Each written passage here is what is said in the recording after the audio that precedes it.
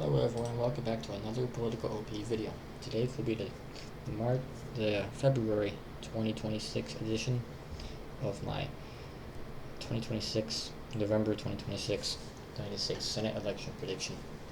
We'll be filling out this map. There are 35 contested seats in this election, including scheduled regular elections and a special election like the one in Ohio.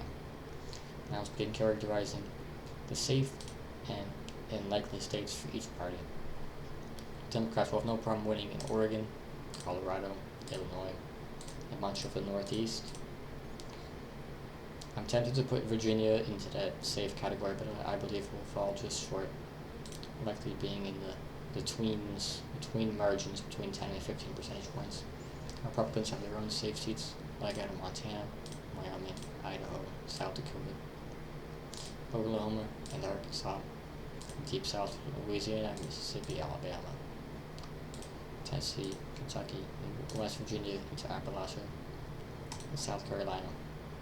Florida will likely fall just short, being like an opposite version of Virginia.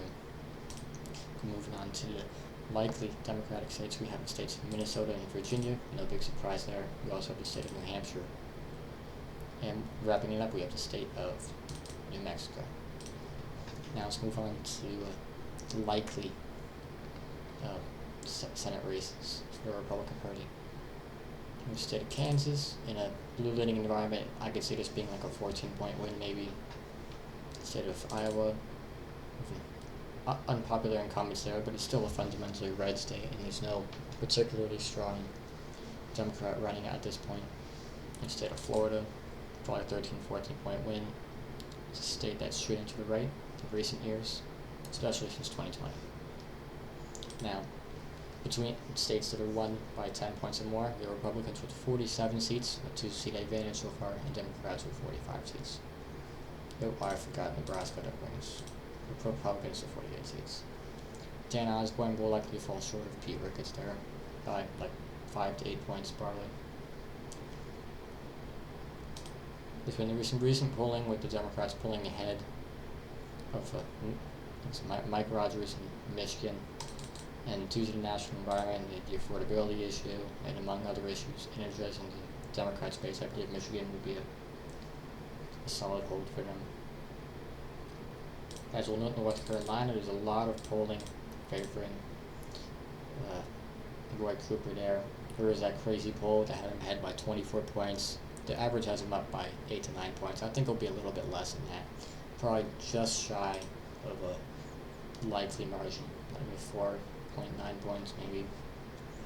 State of Georgia, incumbent Jon Ossoff is leaning against any one of his Republican challengers by between like 4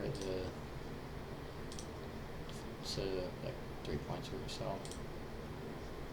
Collins versus Ossoff leads any of them by a couple of points. It'll be a narrow race, but I think we'll narrowly avoid a runoff.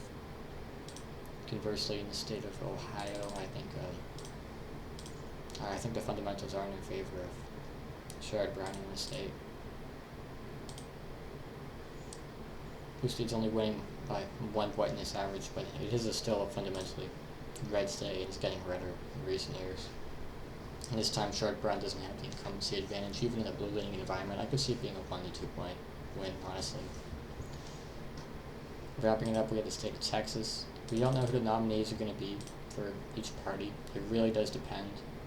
This could go anywhere from a tilt to a likely race in both primaries for the Republicans and Democrats in the Texas Senate primaries. They're looking very, very competitive, and it really could go either way with both primaries.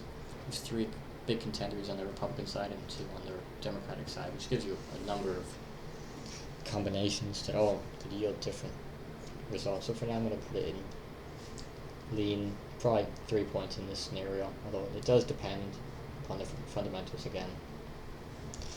There's 2 more states, and again, like my last prediction, this is going to be a 50-50 race.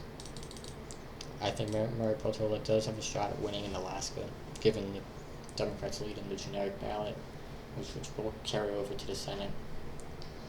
And the Graham Plattner or Janet Mills, I think either of them could win against Susan Collins in this environment, as long as they don't have any major scandals. Graham Plattner already got knocked down a bit by that scandal of his past online behavior. I still think Maine will be a very competitive race. It might be one of the last ones called, even having the polls closed pretty early. Along with Alaska. Alaska's polls, they did take a while to close, so we might not know the fate of the Senate control for several days.